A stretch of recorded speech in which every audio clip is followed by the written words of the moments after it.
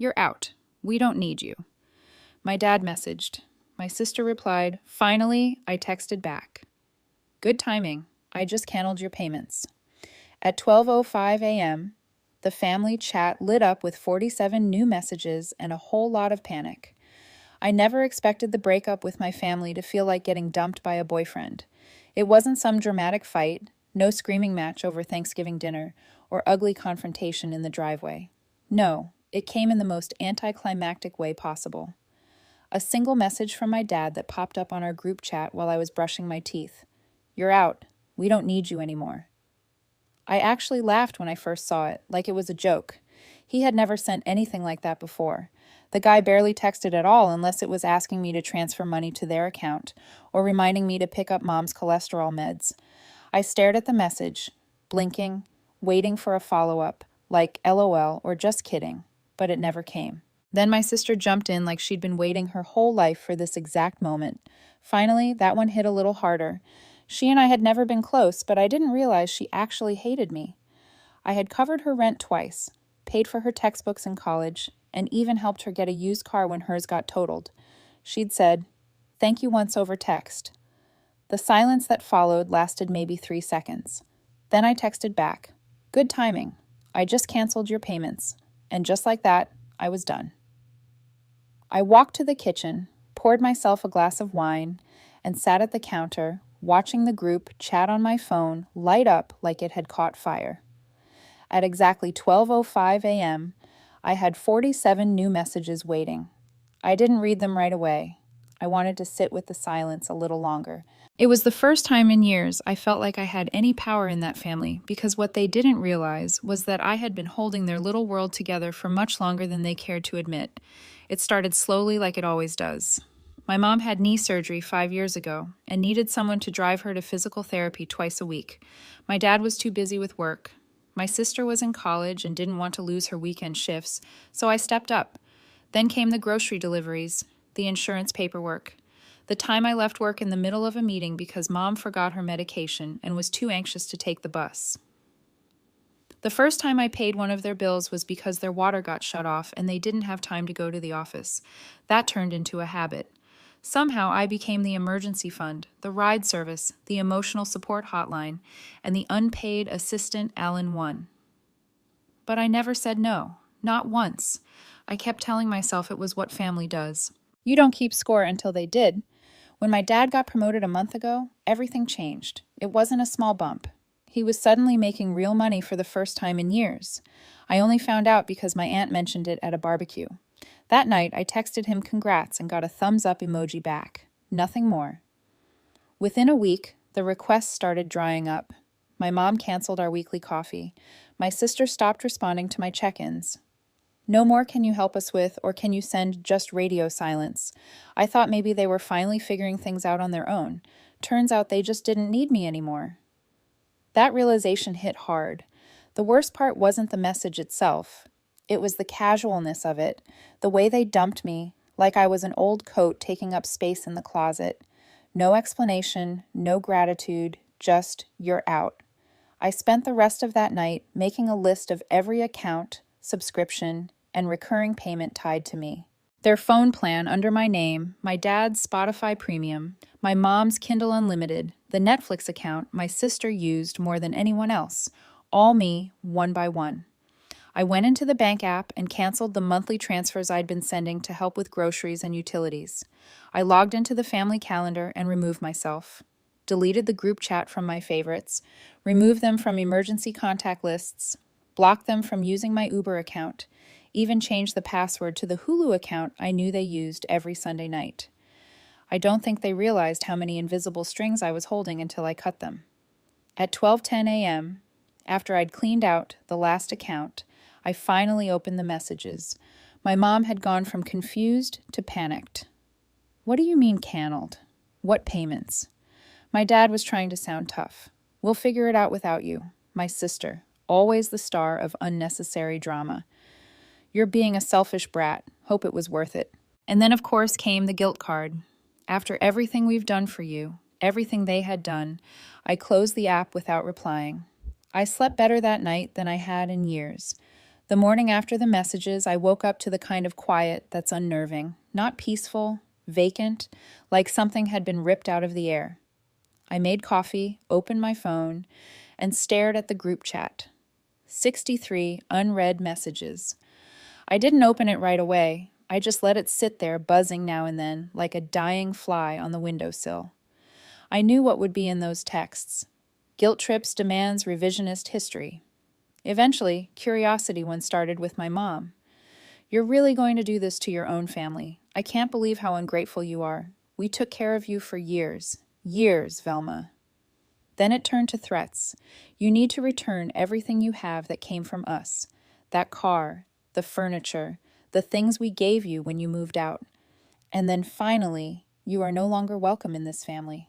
That was the one that did it. It didn't even make me angry, just hollow. The kind of message you'd expect from a landlord, not your mother.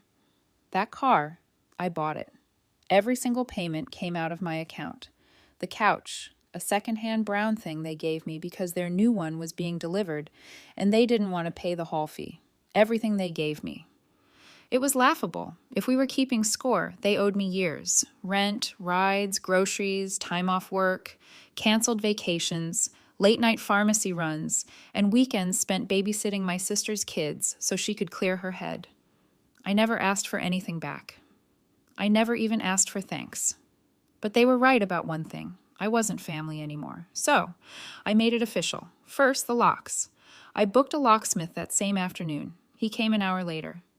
I didn't just change the front door. I changed the side door, the garage keypad, even the stupid little lock on the backyard shed. Every spare key they might have had access to. I collected them all.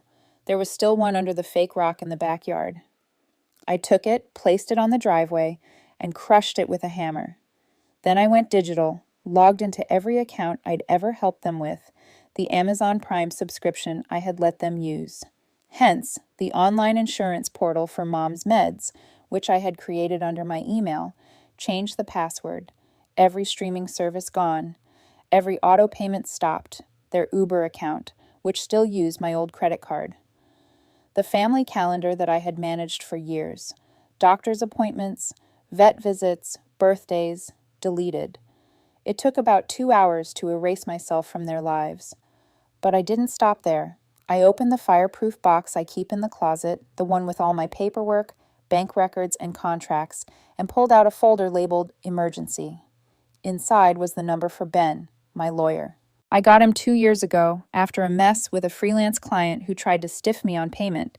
I kept him on retainer ever since.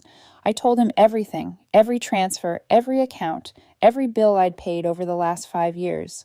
I asked what they could try to claim. He told me to keep records of everything, which I had. I was the kind of person who kept receipts. Always had been. I didn't trust memory. You're covered, he said. But I'd keep an eye on them. And that's when something changed in me. I wasn't just hurt anymore. I was alert, but as I knew them, I knew how their minds worked. When people like that feel entitled to you for long enough, they don't know how to process rejection. They rewrite the story. Suddenly, you are the villain, you owe them, you betrayed them. It doesn't matter what you've done for them. The moment you stop, they paint it like you've always been the problem. Sure enough, a few days later, my cousin sent me a screenshot of a Facebook post from my mom. It was a vague, manipulative little thing with pastel background and cursive font. Sometimes the child you sacrifice the most for is the one who turns their back when you need them most. Comments were pouring in. So sorry you're going through this, Sharon. Kids today are so selfish. You did your best. What happened? She didn't answer that one, of course. Just said it's too painful to talk about. Please pray.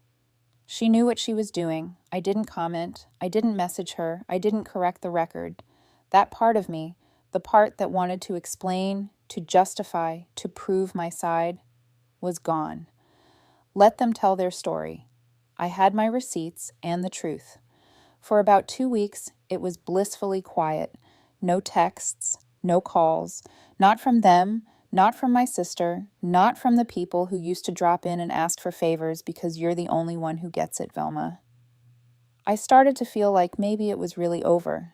But of course, it wasn't, because when you cut off people who are used to bleeding you dry, they don't just move on, they scheme. And one morning, I opened my closet, Reached for an old book I used to hide cash in as a kid, just in case of emergencies, and felt nothing inside. I flipped through the pages. Okay. I checked again, then again. My hands started shaking. $20,000. Gone. That's when I knew they'd been in my house. It was a Thursday morning when it happened. The kind of morning that doesn't feel like anything until it turns into everything. I had a flat tire the night before, so I decided to work from home. Around 11, I went into my closet to pull out an old folder with some paperwork for my taxes. The folder was behind a row of books I never touched anymore. My teenage collection of Bronte novels and battered poetry anthologies. One book in particular stood out. Wuthering Heights, thick, hardbound, heavy, with more than just paper. It wasn't a book, not really. It was a vault. I had hollowed it out when I was 14, carving the center with an old X-Acto knife in my bedroom. Back then, it held birthday cash and notes I didn't want my sister reading. As I got older, the habit stuck. Even after I opened a real savings account, I liked knowing I had physical cash on hand, my just-in-case money. Over the years, I built it up little by little. Whenever I got a freelance bonus or unexpected refund, I added to it. 20 here, 50 there. No one knew it existed, not even my friends, just me, and maybe, just maybe, my mother. Years ago, when I moved into this house, she'd helped me unpack. He picked up the book and laughed when it felt too light. Flipped through it, made some comment about how I used to be sneaky. I laughed with her. I didn't think twice about it. You'll know. As when I opened that book, it was empty. I checked again, flipped through every page, shook it, nothing. Then I checked the other books. The drawers under the floorboard I once hid a birthday card in. Every place that ever held anything important gone. All of it. $20,000 gone. And not a single lock was broken. No doors forced. No windows cracked. No signs of a break-in. I knew then what had happened. Knew it. In the way, a glass is about to fall before it hits the floor. They used the key, not the front door key. I had changed all those after they cut me off. But I'd forgotten about the basement door. It had an old exterior lock we never used much, and I hadn't gotten around to replacing it. I'd given my dad that key when he came over 2 winters ago to look at a leak. I never asked for it back. They still had it. They let themselves in. Quiet, clean, surgical, straight to the hiding spot, in and out. That detail chilled me more than the missing money. They hadn't come to destroy anything. They didn't take the TV or my laptop. They came for one thing, the cash. And they knew exactly where to find it. I sat on the floor for a long time. Not crying, not yelling, just staring at the empty book like it might change its mind and give it back. Then I got up, locked the basement door manually, and called the police. They sent over a patrol officer to take the report. He was sympathetic but honest. Without surveillance or signs of forced entry, it'd be hard to press charges. I gave them names anyway. Told them who I believed had done it, how they would have entered, what they would have taken. When he left, I called Ben, my lawyer. He came over the next morning, brought a notepad, asked questions, and looked more furious than I did. You have records of the cash withdrawals? Everyone. And proof the money existed? That it was in the house? I pulled out the photo. Years ago, I'd taken a picture of the hollowed book as a joke for a friend. It showed the stash half full with a caption that said, "My teenage paranoia paid off." That was enough for Ben. He drafted a letter that same day. A demand for repayment of stolen funds with a 5-day deadline, or we'd file for civil theft and pursue restitution through court. The letter was direct, unemotional, and cold in a way that made me feel, for the first time in a while, like I had real armor. I sent the letter via certified mail. Then I waited. 2 days later, my sister broke the silence. Not my parents, my sister. She messaged me directly. "Seriously, you're suing Mom and Dad. Are you out of your mind? They're having a rough time. You have money. What's the big deal?" It was so casual, so dismissive, like it was just a misunderstanding, like they were owed that money. I didn't respond. A few hours later, she followed up. "You're being cruel. You know they wouldn't do that if they weren't desperate. You're still part of this family whether you like it or not." I stared at that last line for a long time. Still part of this family. That's when I understood to them, family didn't mean love, it meant access. Access to favors, access to money, access to me. And for the first time in my life, I realized they never saw me as a daughter. They saw me as a resource. And now that resource was fighting back. They weren't going to let that go without a fight. And neither was I. On the 5th day after Ben sent the demand letter, I got the confirmation email that they'd received it, signed for visual. Still no response from them. No call, no apology, no explanation, just a silence that felt loaded.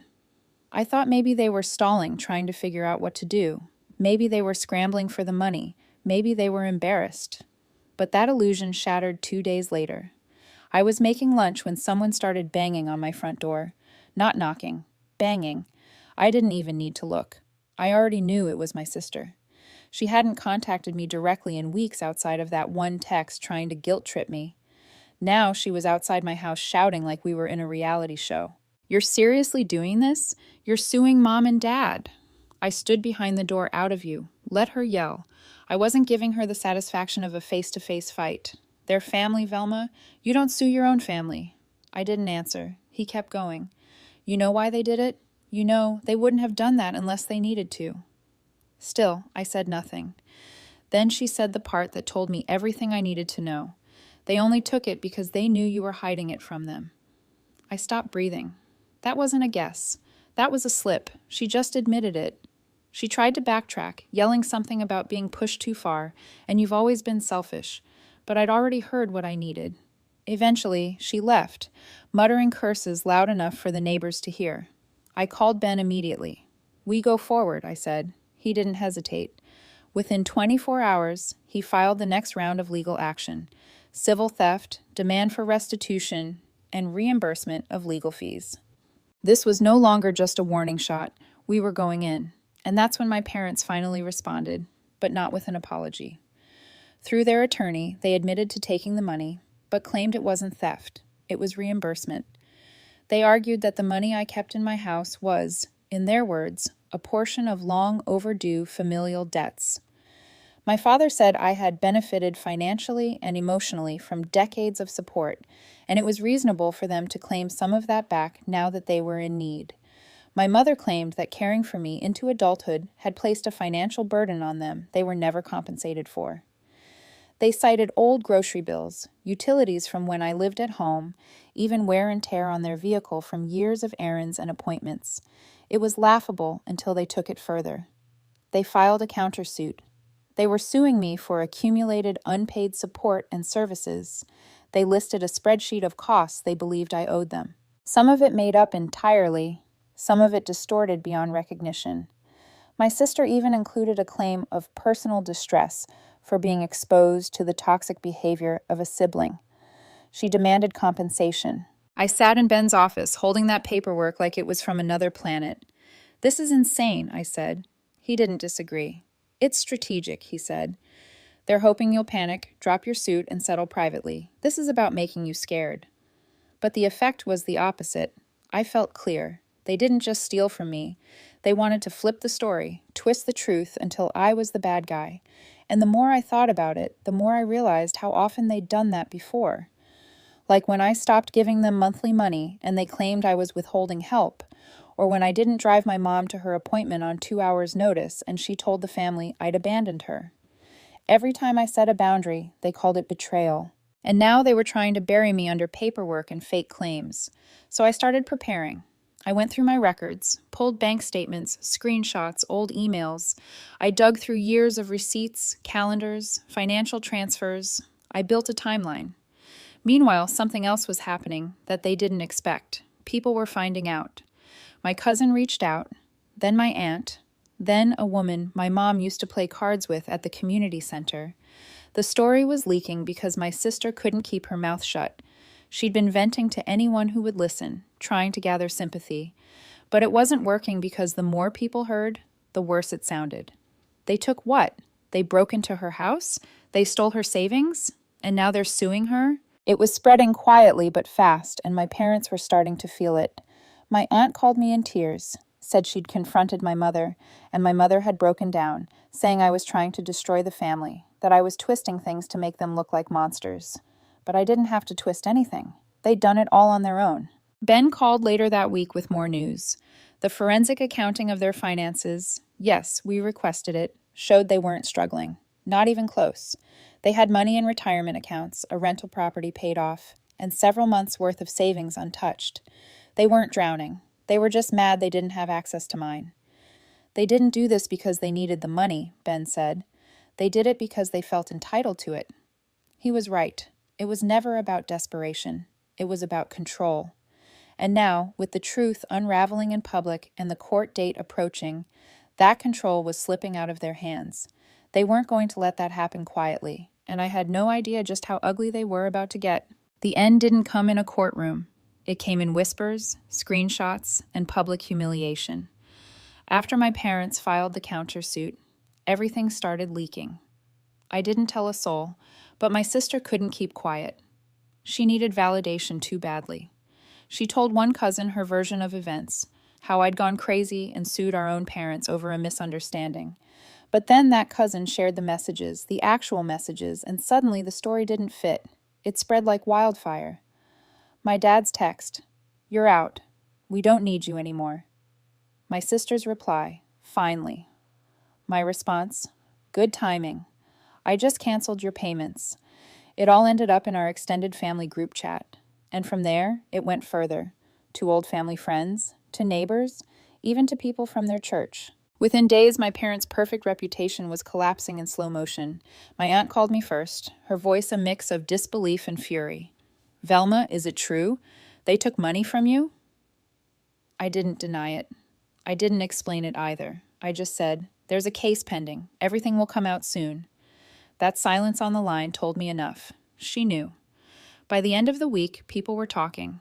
Someone sent me a photo of my mom at the local grocery store, arguing with a woman near the produce section. The woman had asked, "Is it true you stole from your daughter?" My mom apparently burst into tears and left the cart behind. It would have been sad if it weren't so predictable.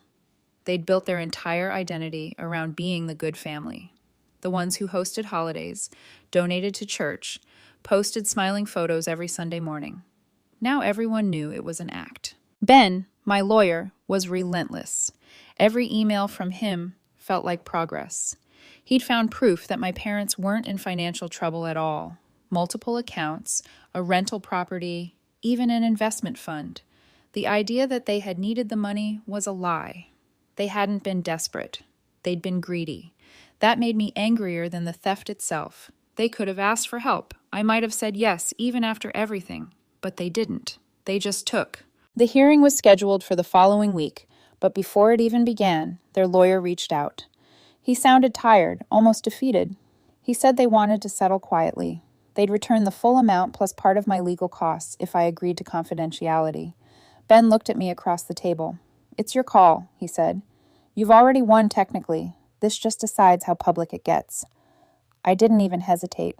"No deal," I said. "We're finishing this properly." He smiled, just barely. "That's what I thought you'd say." 3 days later, we received official notice. They were withdrawing their countersuit, returning the full $20,000, covering partial fees, and providing a written admission of taking the money without explicit consent. It was the legal equivalent of waving a white flag. They hadn't apologized. They hadn't even called. But they'd been forced to admit the truth on paper where it couldn't be twisted or rewritten. That was enough. Ben and I signed the paperwork the next morning. As soon as it was filed, I transferred his fee and closed the folder that had lived on my kitchen counter for weeks. The case was done.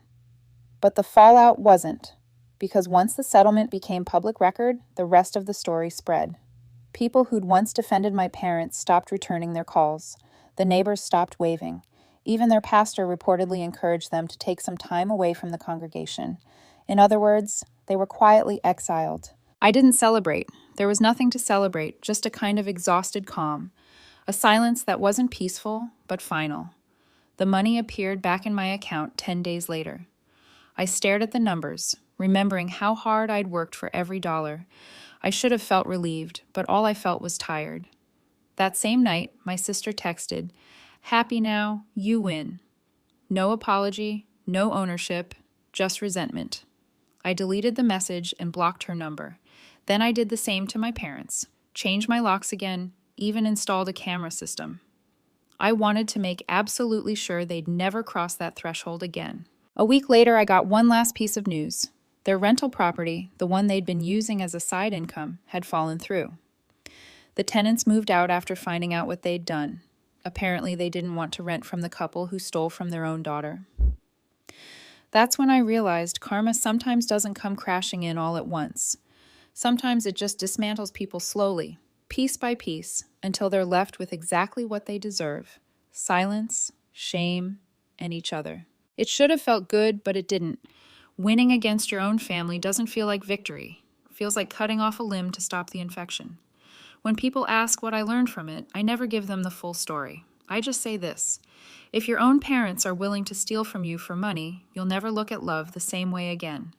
Because once the people who raised you prove they'd rather have your wallet than your trust, you start to wonder if anyone, friends, lovers, anyone, is ever really safe to let. It would have been easier if they had just disappeared, faded into the background, learned the lesson, sat in their shame, and moved on like normal people with even a shred of decency. But that's not how people like them operate. For a few weeks after the settlement, there was quiet. No messages, no sightings, no more ridiculous legal stunts. The money was back in my account.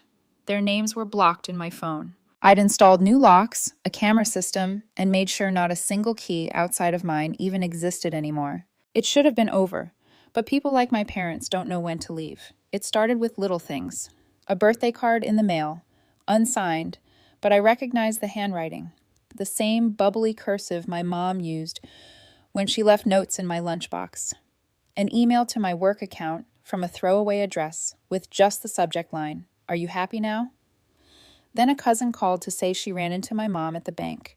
Apparently my mom was still telling people we were just going through a rough patch, that the whole thing had been a big misunderstanding that got out of hand, that she hoped one day Velma would come to her senses and come home. Home, as if that place had ever been safe.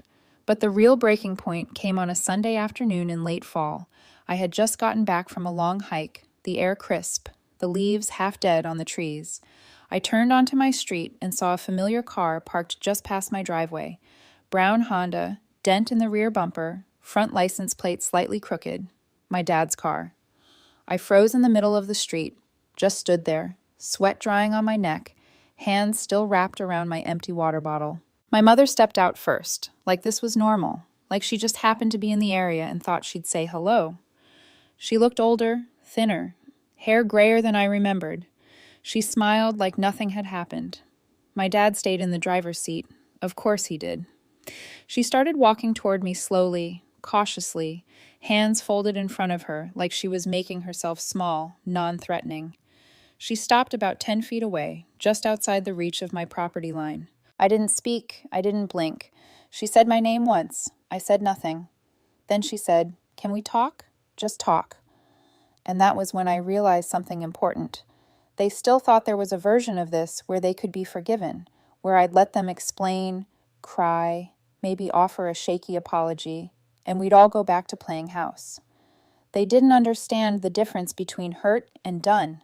I wasn't hurt anymore. I was done. I turned and walked back the way I came. I didn't say a word, didn't even look back.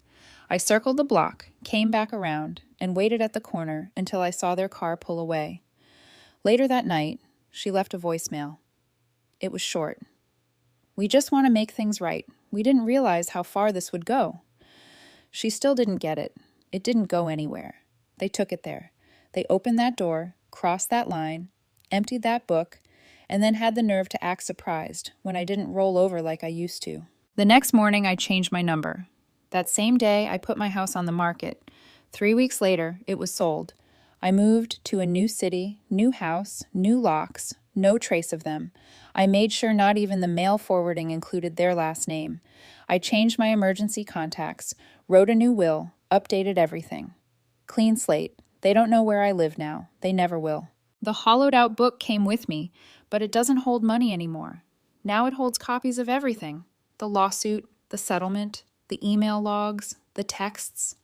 I keep it not because I'm afraid, but because I'm done explaining. If anyone ever tries to rewrite this story, I have the original script. And people did try to rewrite it. A former neighbor called me once, said she'd seen my mom crying on her porch, saying she missed her daughter, asked if maybe I could find it in my heart to talk to them again. I told her I had found it in my heart, to leave and not look back. That was the last time anyone asked. Funny thing is, people like my parents rely on silence.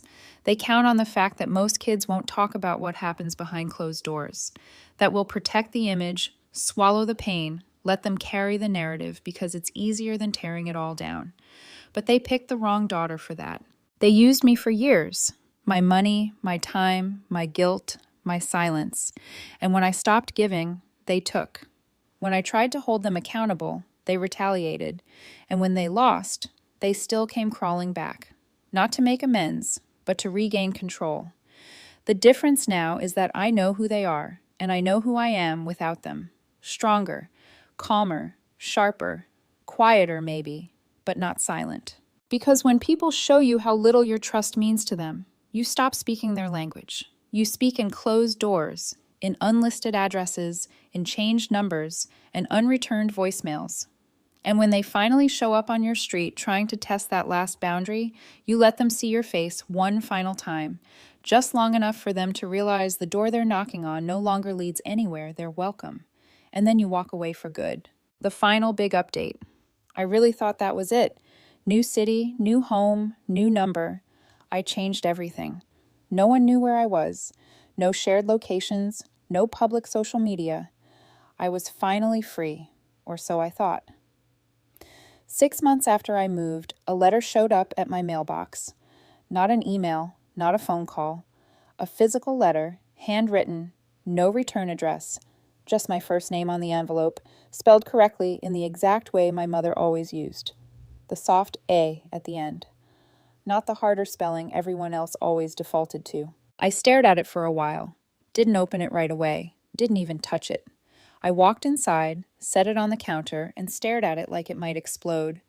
Part of me wanted to burn it without reading, but curiosity won. Inside was a single page. No greeting, no date, just this. We're selling the house. Things have changed. You should come by before it's gone. You might want to see it one last time. Some of your things are still here. No name, but I didn't need one. It was them. What surprised me most was not the attempt to reach out.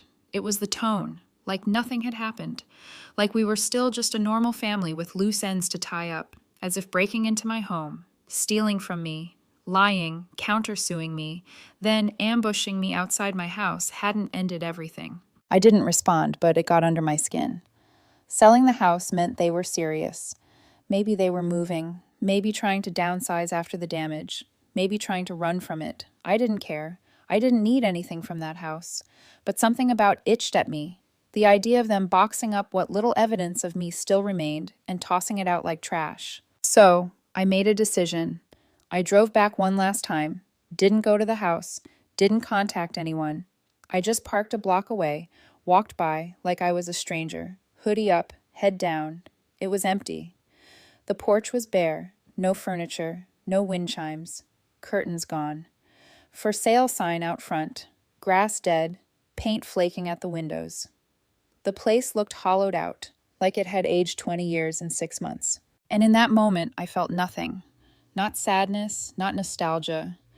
Just a weird, quiet satisfaction. Like watching a movie set being torn down after the final scene. They weren't home. The lights were off. The garage door was halfway open. Inside, I could see a few cardboard boxes stacked near the wall. I kept walking. That night, I wrote a letter of my own. Just one sentence. There's nothing left for me to collect. I didn't send it, just folded it up, tucked it inside the old hollow book, and sealed it shut for good. A few weeks later, I got word through someone distant. They'd moved out of state. Smaller place. No friends nearby. No social ties left. My sister moved in with some guy she barely knew and stopped answering their calls. Their world had finally gotten small enough to match the size of their choices. Me, I started over. Truly, this time. I joined a running group, got back into freelancing, made friends who didn't ask about my family because I didn't bring them up. No more defending them, no more hoping they change, just living. One night, I sat on my back porch watching the sun disappear behind the trees. It was quiet, still, and I realized something. The story didn't end when I cut them off. It ended when I stopped waiting for an apology. It ended when I stopped needing them to understand. And in that space where the pain used to be, there was finally room for something else. Peace. Not because they gave it to me, because I built it myself, and no one gets to take that away.